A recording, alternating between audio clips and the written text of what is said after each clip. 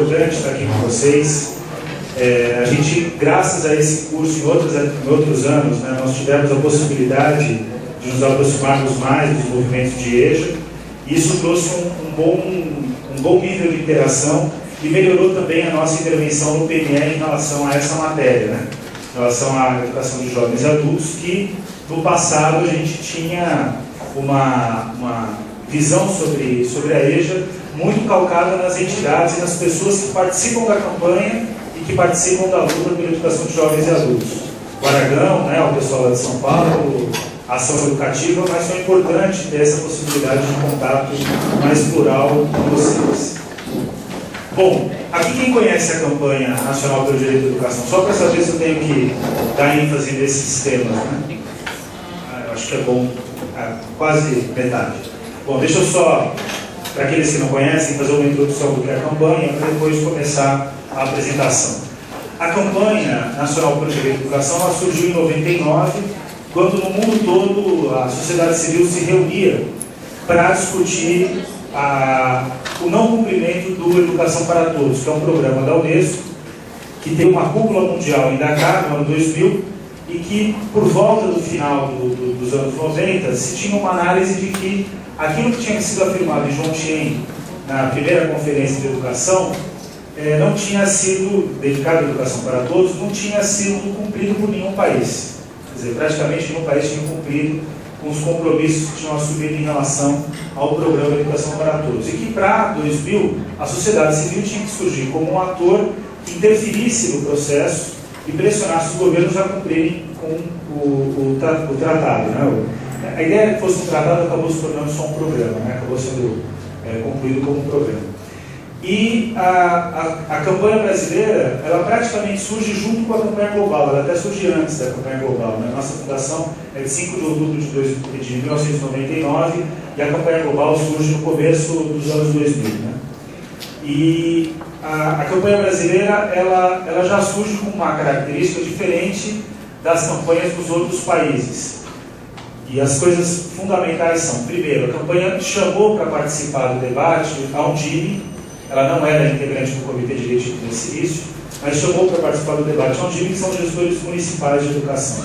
Na nossa visão, o Pacto Federativo Brasileiro ele já punia os municípios, no sentido de que eles têm muitas atribuições e responsabilidades e têm muito pouco recurso para dar conta das necessidades educacionais. Então, para vocês terem uma ideia, até hoje o Brasil tem só 200 municípios que têm arrecadação própria pujante para dar conta das necessidades educacionais. Todos os demais cerca de 5.300 municípios, a grande maioria deles não tem recursos para dar conta das políticas educacionais, eles dependem essencialmente do Fundeb, né? Do aporte de recursos do Fundeb e dos programas do governo federal.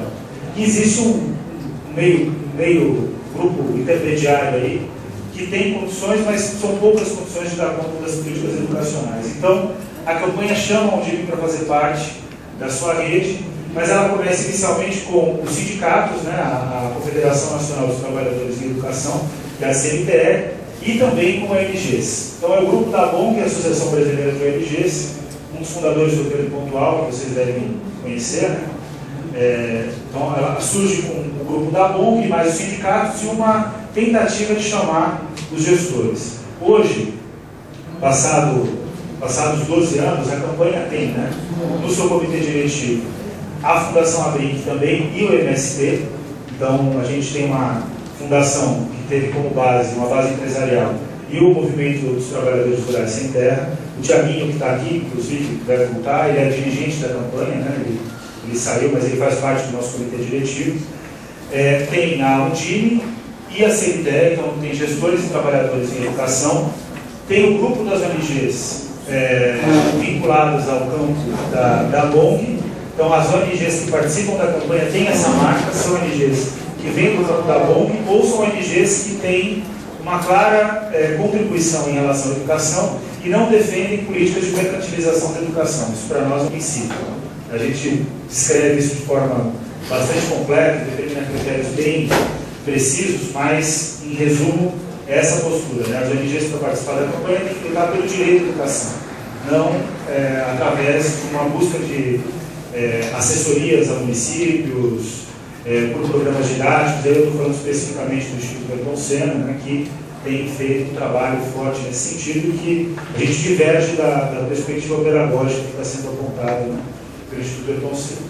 Está ou não? O Ayrton Senna está? Não está. Não está. Não. Na campanha nós temos o Grupo ABONG, né?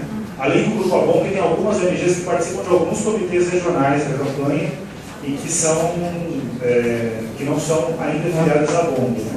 Mas que participam dos comitês regionais.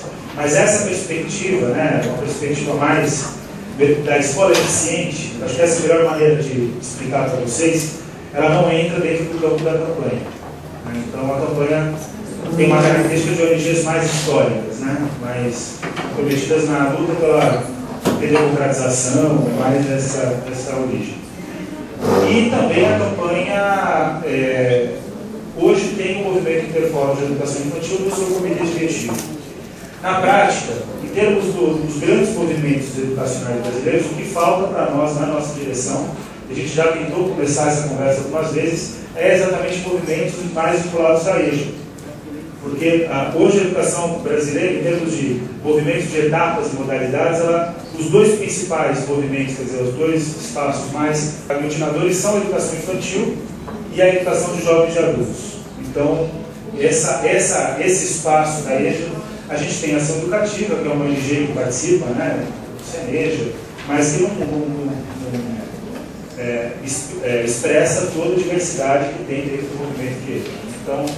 Então fica aqui o convite para que a gente continue dialogando. A gente teve uma proximidade forte com o Regional do Sudeste, começou um diálogo, né, via nossos comitês regionais com a região Nordeste, alguns militantes, né, da região Nordeste, mas ainda não foi nunca uma conversa organizada, né? A gente nem sabe muito bem como tocar essa conversa, quer dizer, bem a verdade. Então, aqui se vocês acham que isso é interessante, então fica aqui um convite feito ao diálogo. Também não precisa só integrar a direção, pode ser também uma perspectiva de participar, de tentar alimentar os debates, etc. Bom, então, feita a apresentação da campanha, antes é importante dizer para vocês quais foram as nossas principais conquistas, né? O que a campanha mais colaborou no debate da educação. Basicamente, a atuação da campanha é uma atuação dedicada ao financiamento da educação. Isso surgiu, assim, em termos de proposição pública, né? Isso surgiu, e essa pauta emergiu dentro da campanha no começo dos anos 2000, quando o governo Fernando Henrique Cardoso veta os 7% do PIB ao PNE. Então, a primeira ação da campanha é uma ação dentro do STF, né, de contraposição ao veto do Fernando Henrique Cardoso e, ao mesmo tempo, uma luta dentro do Congresso Nacional.